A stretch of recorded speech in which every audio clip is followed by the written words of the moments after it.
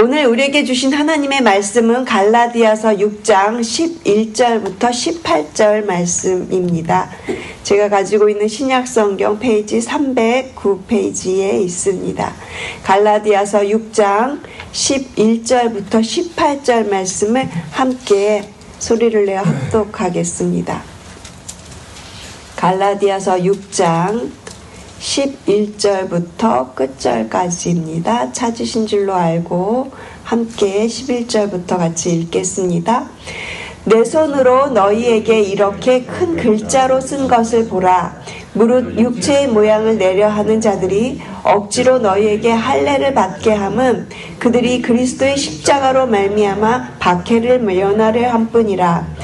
할례를 받은 그들이라도 스스로 율법은 지키지 아니하고 너희에게 할례를 받게 하려 하는 것은 그들이 너희의 육체로 자랑하려 함이라. 그러나 내게는 우리 주 예수 그리스도의 십자가 외에 결코 자랑할 것이 없으니 그리스도로 말미암아 세상이 나를 대하여 십자가에 못 박히고 내가 또한 세상을 대하여 그러하니라. 할례나 무할례가 아무것도 아니로되 오직 새로 지으심을 받는 것만이 중요하니라. 무릇 이 규례를 행하는 자에게와 하나님의 이스라엘에게 평강과 긍휼이 있을지어다.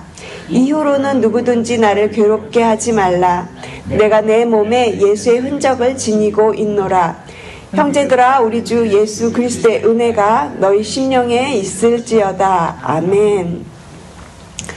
오직 십자가로 라는 제목으로 오늘 본문으로 말씀을 나누겠습니다.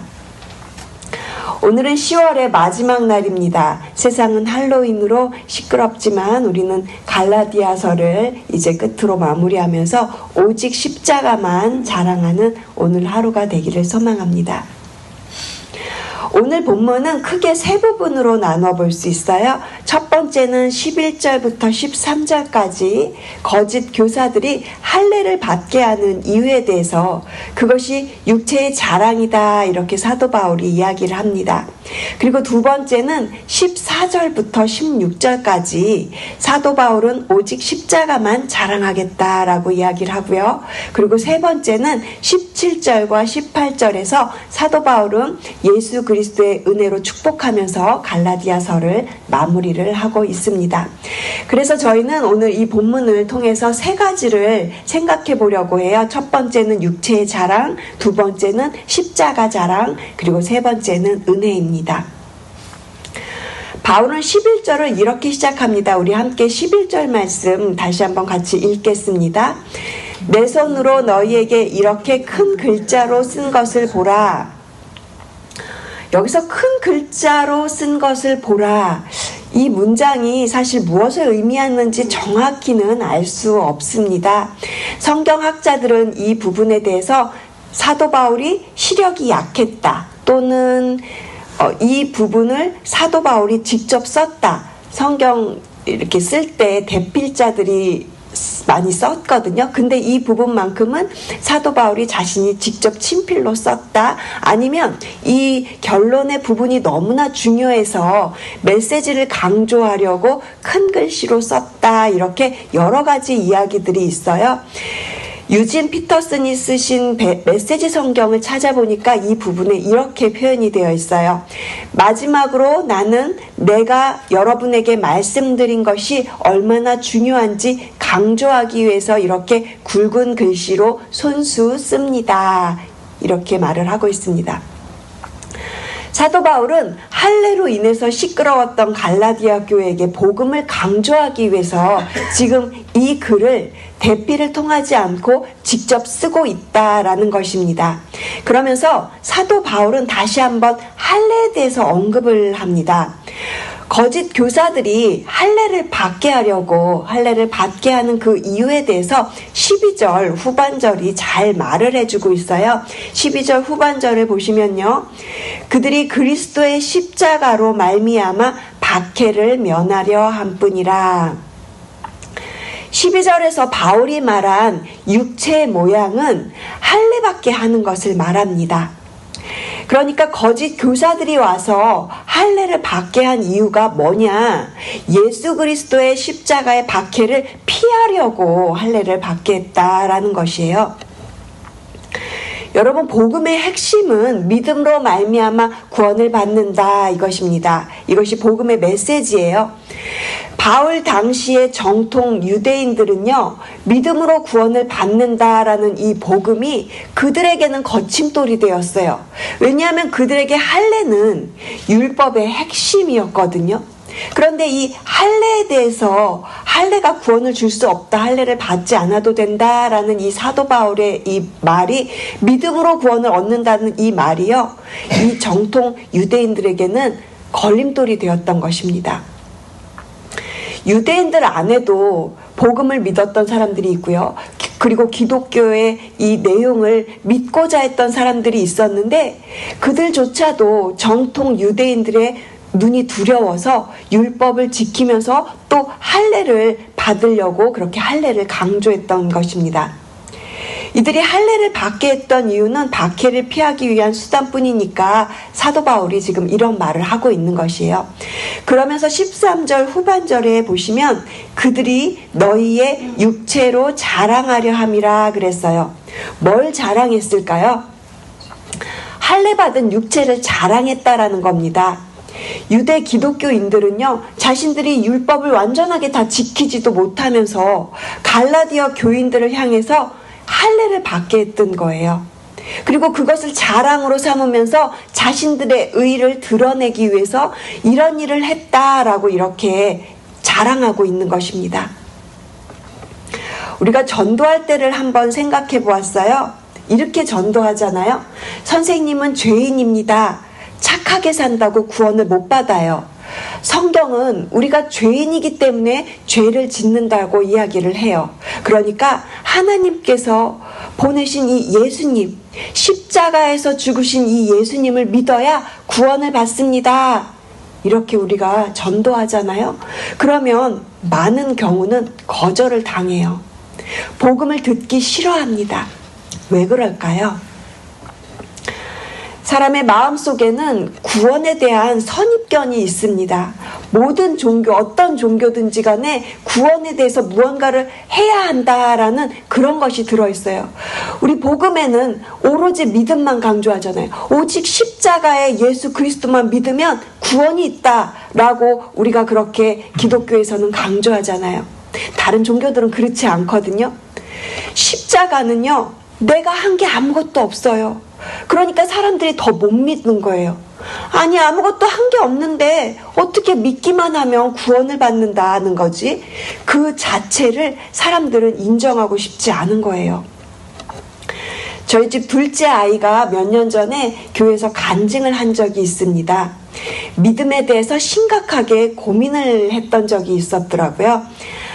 아들이 12살 때 처음으로 죄를 깨닫고 그리고 예수님을 영접하고 믿음을 가졌다고 고백을 했어요. 그런데 그 이후에도 믿음을 단순하게 믿지 못하고 스스로가 자꾸만 머리로 그 믿음을 이해하려고 했다고 그랬어요. 이해가 되지 않는데요. 하나님의 사랑이 이렇게 자격도 없는 나에게 어떻게 왔지? 도대체 이 하나님의 사랑을 어떻게 이해해야 하지? 하면서 이 아이가 스스로 하나님께 가까이 가보려고 하나님의 사랑을 찾으려고 그렇게 노력을 했대요.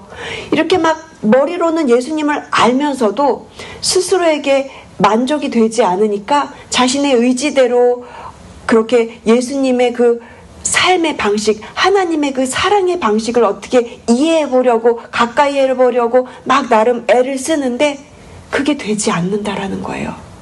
그러면서 점점 자신은 더 이렇게 겉으로 보여지는 신앙생활만 하게 되고 잘 보여지고 싶고 부모님을 기쁘게 해드리고 물론 이런 것들이 중요한데 자신의 이 마음속에는 해결이 되지 않는 갈증이 있었다는 거예요. 그리고 나름 시간이 지나면서 점점 더 자신의 어떤 이런 겉으로 보여지는 삶의 종교적인 방식 자체가 마음에 들고 또 괜찮게 여겨지고 하나님이 살아계신다는 것은 믿어지는데 자신의 방식으로 자신의 어떤 종교적인 삶을 살아갔다는 거예요. 그런데 이것이 시간이 점점 지나면서 점점 외롭고 낙심이 되고 점점 하나님이 안 계신 것처럼 그렇게 느껴져서 자신의 마음이 완고해졌다. 그리고 자신이 원하는 형태의 그 믿음에 그냥 안주하게 되면서 자신이 그렇게 고등학교 시절을 하나님이 마치 없는 것처럼 그렇게 시간을 보냈다. 이렇게 고백을 했어요. 그리고 아이가 고등학교를 졸업한 다음에 우리 교회 대학부 안에서 참된 믿음을 발견하기 시작해요. 진심으로 예수님을 사랑하는 그 대학 청년 공동체 안에서 다시금 예수님을 깨닫고 그리고 거듭나는 경험을 하게 되었다고 고백해요. 그러면서 아들이 이제는 하나님의 사랑의 이유를 내가 알려고 이해하려고 하는 것이 아니라 그냥 받아들이기만 하면 된다. 선물로 주신 거니까 그냥 받아들이기만 하면 된다라는 말이 이제야 무엇인지 알겠습니다. 무엇인지 깨달았습니다. 이렇게 고백을 하였어요. 우리를 향한 하나님의 그 비현실적인 사랑, 말도 안 되는 비논리적인 십자가에서 흘리신 그 예수님의 보혈로 자신이 새 생명을 얻게 되었다. 이것을 깨달았다. 은혜로 얻게 되었다라는 것을 그렇게 간증하였습니다. 저는 이 간증의 내용이 13절에서 얘기하는 육체의 자랑이 우리의 노력과 같이 이렇게 연결이 되어서 생각이 되었어요. 저의 아들이 처음에 예수님을 믿었지만 그것을 그대로 받아들이지 못하고 무언가 자신의 노력으로 그 믿음을 얻고자 했던 거죠. 하지만 시간이 지나면서 점점 그 믿음은 메말라가고요. 그리고 자신의 마음이 완고해졌다라고 그렇게 간증을 했습니다. 누구나 그럴 수 있습니다. 사도 바울 당시에 유대 기독교인들도 믿음을 가졌다 하면서도 할례 받은 것을 육체의 자랑으로 삼았던 것처럼 우리도 믿음이 있다 하면서 또 다른 노력과 열심으로 어떠한 나의 공로를 내세우고 또 다른 나의 육체의 자랑으로 삼고 있지는 않은지 우리가 오늘 이 본문을 통해서 말씀에 비추어서 나 자신을 다시금 생각해보고 돌아보는 오늘 하루가 되기를 진심으로 바랍니다. 그래서 사도 바울은 14절에서 결코 자랑할 것이 없다라고 강조하고 있어요. 우리 함께 14절 말씀을 같이 읽겠습니다. 그러나 내게는 우리 주 예수 그리스도의 십자가 외에 결코 자랑할 것이 없으니 그리스도로 말미암아 세상이 나를 대하여 십자가에 못 박히고 내가 또한 세상을 대하여 그러하니라. 그리스도의 십자가 외에 결코 자랑할 것이 없다. 사도 바울이 그렇게 유일하게 자랑할 수 있다라는 것은 오직 십자가밖에 없다라고 이렇게 강조하는 것입니다. 육체의 자랑, 십자가의 자랑, 똑같은 자랑인데 십자가와 율법을 자랑하는 이 육체의 자랑의 차이가 무엇일까요? 십자가는 내가 한 게 아무것도 없어요. 내가 하나님의 은혜를 받고 그리고 하나님의 구원을 받을 만한 그 어떠한 자격도 조건도 행위도 없다라는 것이 십자가의 진리입니다. 십자가 외에 자랑할 것이 없다는 것은 십자가를 통해서 내가 구원을 받았다는 것이 행위로 구원받은 것이 아니다라는 사실을 사도 바울은 강조하고 싶었던 것입니다. 그래서 사도 바울은 할례자나 무할례자나 이것이 중요하지 않다라는 것을 말해요. 15절 후반절에 보시면 사도 바울에게 중요한 것이 무엇이라고 합니까?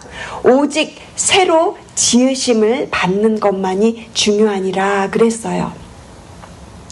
제가 지난주 목요일에 갈라디아서 3장 설교를 하였는데요. 그때 3장 28절 말씀을 통해서 새 사람에 대한 이야기를 드린 적이 있어요. 3장 28절 말씀을 제가 읽어드리겠습니다. 너희는 유대인이나 헬라인이나 종이나 자유인이나 남자나 여자나 다 그리스도 예수 안에서 하나이니라. 15절에서 말하는 것과 같은 말씀이에요. 할례자나 무할례자나 유대인이나 이방인이나 다 그리스도 예수 안에서 새 사람 되는 것이 중요하다라는 것을 사도 바울은 15절에서 강조하는 말입니다. 우리는 이제 예수 그리스도를 믿음으로 은혜의 옷을 입은 사람들입니다.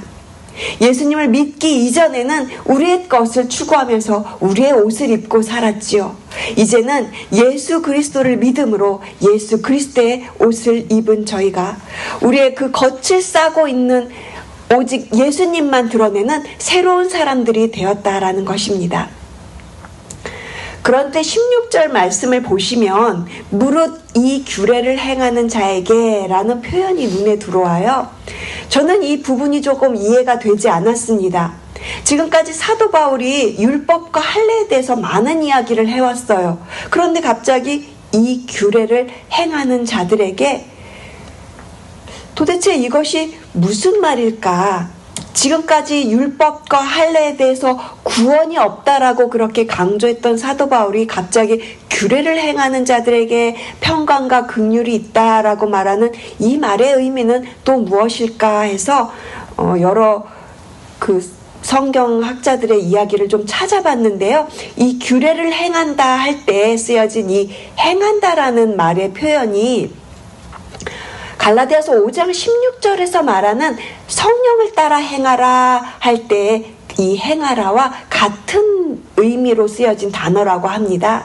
성령을 따라 행하라, 규례를 따라 행하라. 그러니까 이 말은요, 할례자나 무할례자나 아무것도 아니다. 오직 그리스도 안에서 새로 지으심을 받은 새 사람이 된 사람들에게 이 말씀을 전하고 있다라는 거예요. 규례를 따라 행하라는 말씀은 율법을 따라 행하라 그 말이 아니고요.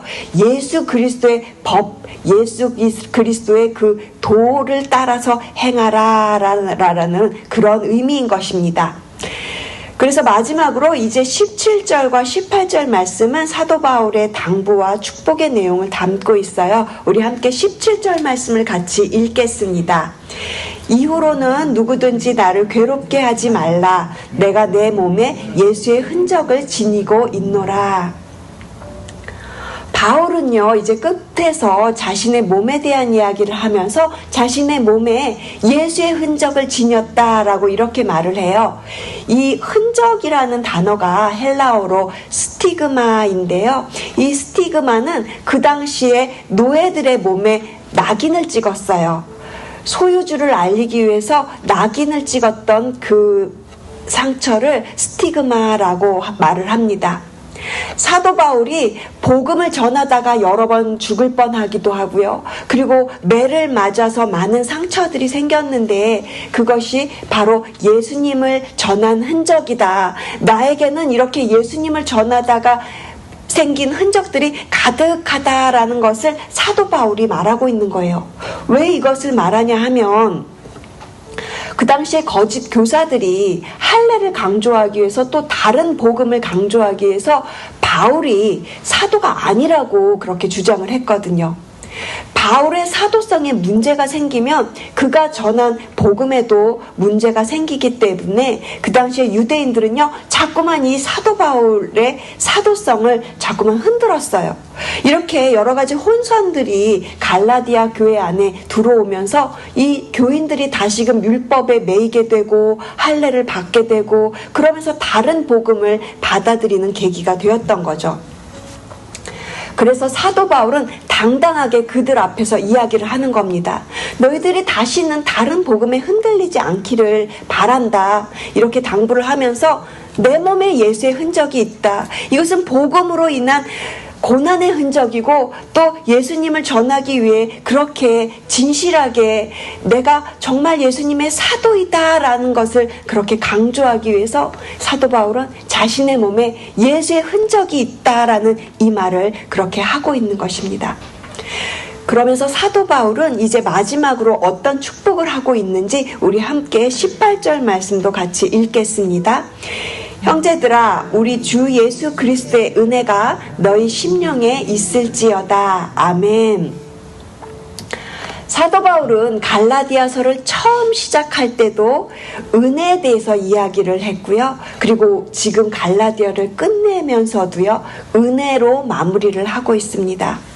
처음에 갈라디아서 1장 6절에 보면 그리스도의 은혜로 너희를 부르셨다라고 이렇게 시작을 해요. 하나님의 은혜가 없이는 그 누구도 살 수가 없습니다. 하나님의 은혜가 없이는 그 어떠한 부르심도 없습니다. 그래서 사도 바울이 제일 많이 강조한 것이 은혜입니다. 또한 마지막으로 갈라디아 교인들에게 강조하고 싶었던 것도 너희들의 심령에 은혜가 있어야 된다라고 마지막으로 당부하면서 이렇게 은혜를 말하는 것입니다. 사랑하는 성도 여러분, 우리는 어떻게 십자가를 깨닫게 되었을까요?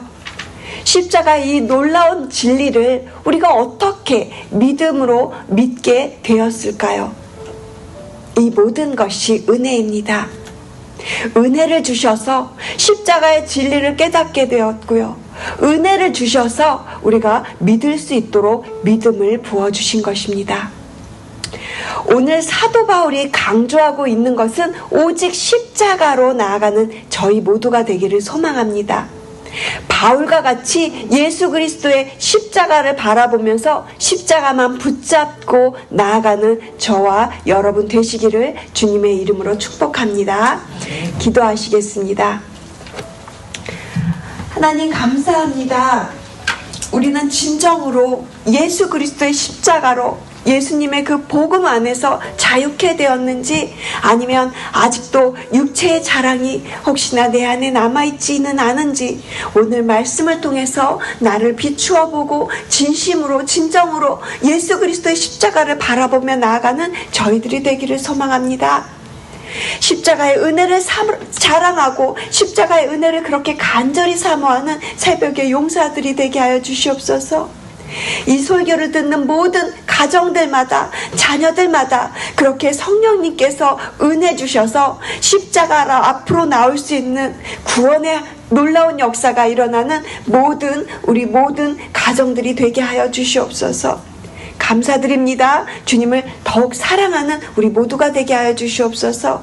예수 그리스도의 이름으로 기도합니다. 아멘.